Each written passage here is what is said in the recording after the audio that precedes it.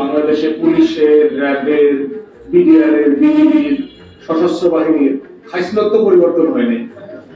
গুম, খুন, মানবাধিকার লঙ্ঘন, হাজার হাজার মানুষের গণহত্যা, লাশের মিছিল বানানো, গণকবর দেয়া, যা যা কারণে বাংলাদেশ রাষ্ট্র স্বাধীন হয়েছিল তার প্রত্যেকটা কারণ লঙ্ঘিত হয়েছে আইন শৃঙ্খলা বাহিনীর হাতে গত 16 বছর, গোয়েন্দা সংস্থার সঙ্গে। তাই আমরা বোধ করছি যে মৌলিক সংস্কারের প্রস্তাবনা নিয়ে আলোচনা হওয়া দরকার। বাংলাদেশের পুলিশের সংস্কার নিয়ে ইতিমধ্যে আমরা ব্যক্তিগতভাবে বিভিন্ন ফোরামে কথা বলেছি। আমরা বোধ করছি যে পুলিশ সংস্কার কমিশন যে রিপোর্ট দিয়েছেন, তারা স্যাডলি আমাদের কাছে কোনো চিঠিপত্র লেখেন নাই, তারা আমাদের কোনো পরামর্শ চান নাই, ওনারা আমাদেরকে বোধ করেন নাই যে রাজনৈতিক দল আকারে আমাদের কোনো মতামত নেওয়া দরকার ছিল, যেটা খুবই দুঃখজনক। পুলিশের সংস্কারের বিষয়ে মোদ্দা কথা হচ্ছে যে পুলিশকে এক্সিকিউটিভ ইন্টারফেয়ারেন্স থেকে আলাদা করতে হবে। আপনার নির্বাহী হুকুমের মাধ্যমে পুলিশকে যেভাবে মিসইউজ করা হয়েছে, এটা বন্ধ করা দরকার। দ্বিতীয়ত হচ্ছে যে পুলিশের একটা জবাবদিহিতার জায়গা তৈরি করা দরকার, যে কারণে আমরা বহুবার বলেছি যে ইন্ডিপেন্ডেন্ট পুলিশ কমপ্লেইন্স কমিশন করতে হবে। বিভিন্ন ইউরোপিয়ান ওয়েস্টার্ন কান্ট্রিগুলোতে আছে যে পুলিশের বিরুদ্ধে অভিযোগ পুলিশের কাছে যেন দিতে না হয়।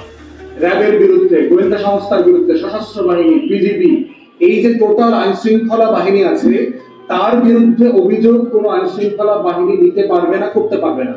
এটা ইন্ডিপেন্ডেন্ট বডি লাগবে তার বিরুদ্ধে অভিযোগ করবার জন্য, তার তদন্ত করবার জন্য আলাদা বডি লাগবে। এই জন্য আমরা বরাবর আগের মতোই বলেছি যে ইন্ডিপেন্ডেন্ট পুলিশ কমপ্লেইন্স কমিশন করতে হবে। এই কমিশন পুলিশের জবাবদিহিতা নিশ্চিত করবে এবং বিচার ট্রাইব্যুনাল করবে প্রয়োজনে। থার্ড হচ্ছে আমরা বলেছি পুলিশের বেতন ভাতা, তারপরে সুযোগ সুবিধা বাড়ানোর প্রশ্ন। দেখেন একজন কনস্টেবল 9, 10, 11,000 টাকা বেতন পায়। এই মানুষটা কিভাবে 2 জনের 4 জনের সংসার, বাবা মাকে যদি দেখভাল করতে হয়, ওষুধ, চিকিৎসা, ন্যূনতম বেঁচে থাকার যে দায়, এটা সে কিভাবে শোধ করবে?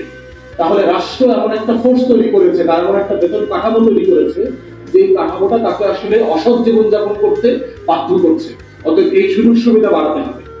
ফোর্থ বলেছি যে আপনার ম্যানুয়াল পরিবর্তন করতে হবে। পুলিশের রিক্রুটমেন্ট, পুলিশের ট্রেনিং, পুলিশের যে বিধিমালা আছে, কোড অফ কন্ডাক্ট আছে, এই ব্রিটিশ কলোনিয়াল মেথড থেকে বের করে একটা স্বাধীন সার্বভৌম রাষ্ট্রে পুলিশ প্রশাসন কিভাবে হওয়া দরকার, সেটা আমাদের ম্যানুয়াল দরকার। রিক্রুটমেন্ট প্রসেসে দেখেন, একটা মানুষকে যদি 10, 15, 20, 25 লাখ টাকা দিয়ে, ঘুষ দিয়ে পুলিশের কনস্টেবল হইতে হয়, এসআই হইতে হয়, এই লোকটা টাকাটা উদ্ধার কিভাবে করবে?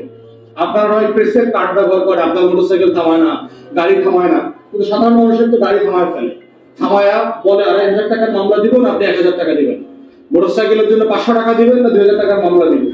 তো সবাই আপনারা দেখবেন যে প্রত্যেক আপনার ট্রাফিকের ভিতরে তাদের আলাদা হচ্ছে রিমান্ড রুম আছে। প্রত্যেকটা একটা ডিবি অফিস কায়েম করছে দেখবেন চৌমাথার মধ্যে মধ্যে। এই ডিবি অফিসে আপনাকে রিমান্ডে নিয়ে যায়, মোটরসাইকেলের ড্রাইভারকে, তারপরে পুলিশের এই অন্যান্য গাড়ির ড্রাইভারদেরকে নিয়ে রিমান্ডে নিয়ে তারপরে বিকাশে নগদে চালাচালি হয়। এই চালান দিয়ে গাড়ি ছাড়া দেয় অথবা গাড়ির লাইসেন্স জব্দ করা হয়।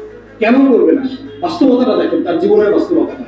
রোদে, শীতে, বৃষ্টিতে জীবনযাপন করে, এর মধ্যেও ভালো মানুষ আছে।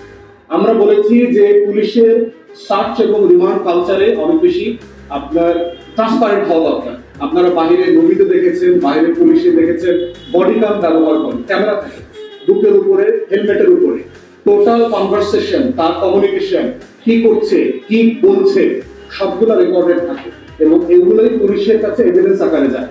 পুলিশের কাজের ভিতরে আলাদা আলাদা বিভাগীকরণ করা দরকার। আপনার জজ কোর্টে গেলে দেখবেন যে পুলিশ মোটামুটি জাজের পরে সেই বিচার চালাইতেছে। কোথায় বেইল হবে, কোথায় রিমান্ড, কয়দিন দিবে, কাগজপত্র কোথায়, সাক্ষী কোথায়, টোটাল ক্রিমিনাল প্রসিডিংস থেকে পুলিশকে সহায় দিতে হবে। তদন্ত দেখবেন পুলিশের একই এসআই তদন্ত করতেছে, আবার মানুষের মানে মিছিলে মারামারি করা লাগবে, পিটাপিটি করা লাগবে, তাও সে করছে। তাহলে এই ডিপার্টমেন্টাল কাজগুলোকে আলাদা করতে হবে। মেয়েদের সেনসিটিভিটি রিলেটেড কিছু ক্রাইমস আছে, সেখানে আলাদা মহিলা পুলিশ দরকার। এই ডিভিশন অফ ওয়ার্ক গুলো করা দরকার। এরপরে হচ্ছে আমরা বলেছি যে সেন্ট্রালাইজ পুলিশ ফোর্স ভেঙে দেওয়া দরকার। সারা দুনিয়াতে আছে যে আপনার কেন্দ্রীভূত পুলিশ প্রশাসন না থেকে আপনার স্থানীয়করণ করে দেওয়া দরকার রিক্রুটমেন্টের পরে।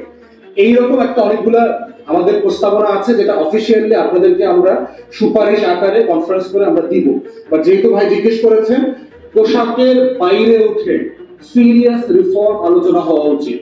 পোশাক পরিবর্তন এর আগে বিডিআর একটা হয়েছে পিলখানা গণহত্যার পরে। সেই বিজিবি কিন্তু হেফাজতের সময় গণহত্যা চালাইছে এখানে। অর্থাৎ মাথায় রাখতে হবে, পোশাক পরিবর্তনের পরেও কিন্তু আমার সীমান্ত কিন্তু অরক্ষিত ছিল, আমার নদী, আমার খাল, আমার জমিন অরক্ষিত ছিল, আমার কৃষককে হত্যা করেছে, আমার গরু ছাগল নিয়ে গেছে। অতএব এটা কাজ করবে না, সিরিয়াস রিফর্ম দরকার। আর শেষ করে ফেলি ভাই, জনবলতে আসলে ওই শুধু মানুষকে বোঝানো হচ্ছে আর কি, নাগরিকদেরকে বোঝানো হচ্ছে, আর গণতন্ত্র হচ্ছে রাষ্ট্রের কাঠামো বোঝানো হচ্ছে, যে এমন একটা দেশ যে মানুষের জনগণ নাগরিকরা গণতান্ত্রিক প্রক্রিয়ায় রাষ্ট্র তৈরি করবার চেষ্টা করছে। শব্দটা নিয়ে ভিন্ন মত আছে, এত জটিল না, আমরা বোধ করছি যে কাঠামো পরিবর্তন করে মূল কাজটা করা হলো জরুরি। যে কোনো শব্দের ব্যাপারে আমরা উদার, ফ্লেক্সিবল, যদিও আমাদের পক্ষ থেকে একটা প্রস্তাবনা ছিল, কিন্তু এটা না হলেই বাংলাদেশ রাষ্ট্র থাকবে না, ব্যাপারটা এরকম না হয়। ধন্যবাদ।